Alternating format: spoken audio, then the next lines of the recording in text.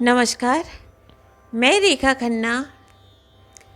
आज मैं आपके साथ चर्चा कर रही हूँ कि क्या आपने कभी ये सोचा कि राग में आरोह अवरोह क्यों कराया जाता है, या राग में आरोह अवरोह का क्या महत्व है।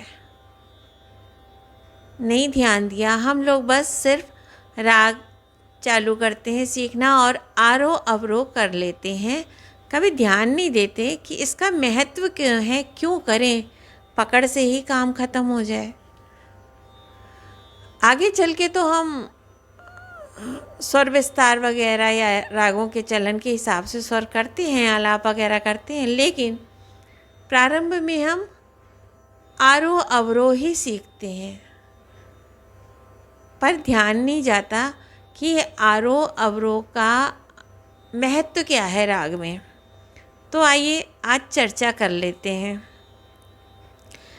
राग में आरोह अवरोह का बहुत महत्व है। वैसे तो हम क्या जानते हैं कि नीचे से ऊपर बढ़ते हुए स्वर क्रम को हम आरोह कहते हैं, और ऊपर से नीचे जब हम आते हैं स्वर करते हुए तो उसे अवरोह कहते हैं। ये तो बात हो गई, पर इतने से काम नहीं चलता। ये बहुत कुछ बताते हैं। क्या बताते हैं? ये राग का पूरा परिचय दे देते हैं कि राग किस थाट का है, फिर किस थाट का होने से ये इसका गायन समय क्या है, इसकी जाति क्या है, इसके न्यास के स्वर क्या हैं, इसका वादी संवादी क्या है, सब कुछ बता देते हैं। कैसे? हमारे 10 थाट हैं। उन थाटों के अनुसार जब हमारे आरोह अवरोह में स्वरों का प्रयोग होता है, यदि सारे स्वर शुद्ध हैं तो हम कहते हैं ये बिलावल थाट का है, या रेगा धानी कोमल लगा है तो हम कहते हैं भैरवी का है।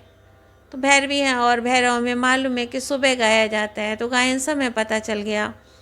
कल्याण थाट है, तीव्र माँ लगा है तो कल्याण थाट है, शाम को गाया जाएगा सायंकाल में। जहाँ जहाँ कौमा है वहाँ न्यास के स्वर पता चल जाते हैं। फिर वादी और संवादी स्वरों का पता चल जाता है। उसके बाद राग आरोह अवरोह में अगर दोनों में 7 स्वर हैं तो हम कहते हैं संपूर्ण जाति है।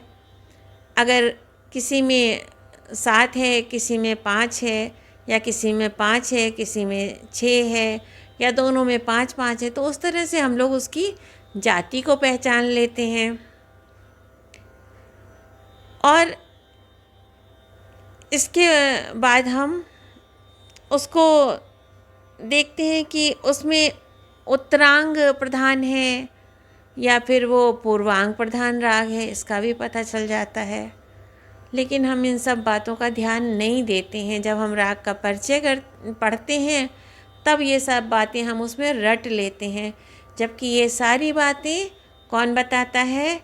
राग में गाया जाने वाला आरोह अवरोह। गया ना ध्यान? तो अब जब राग में आरोह अवरोह करना तो खूब ध्यान से करना, जिससे राग का परिचय रटना ना पड़े। है ना? अच्छा लगा ना? मज़ेदार बात है ना?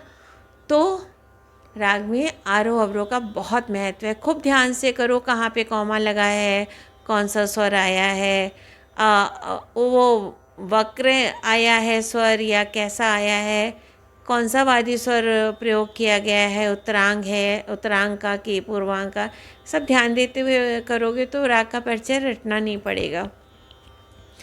धन्यवाद। चैनल को सब्सक्राइब करें और दोस्तों के साथ शेयर करें। राग का आरोह अवरोह खाली रटे नहीं, खाली करें नहीं, उसको ध्यान से करें अब, क्योंकि राग में आरोह अवरोह बहुत ही महत्वपूर्ण है। हमें राग की थाट बताता है, उसकी जाति बताता है, वादी संवादी बताता है, उसका उत्तरांग पूर्वांग होना बताता है, सब कुछ वो हमें बताता है। खाली नीचे से ऊपर जाना और ऊपर से नीचे आना ही आरोह अवरोह नहीं है। Bye, thank you.